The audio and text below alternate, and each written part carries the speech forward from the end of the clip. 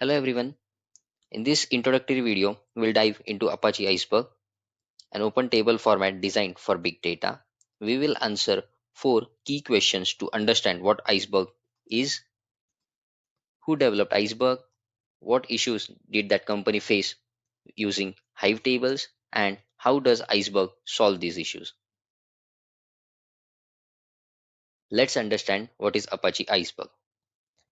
Well, as I have mentioned, it's an open table format for large scale data lakes. It works with tools like Spark, Trino, Fling, etc. It's not a storage system. It adds structure on top of raw files like Parquet, Avro, or ORC. Think of your data lake as a giant folder. Iceberg organizes that folder into a well managed, queryable table. It supports ACID transactions, schema changes, time travel, and so on. Coming to the question, who developed Iceberg and why? Well, it was Netflix who created Iceberg to solve problems they faced with Hive tables when dealing with petabytes of data.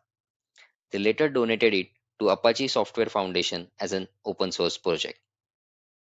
Coming to the question, what issues did Netflix face with Hive tables? Well, Hive couldn't scale well.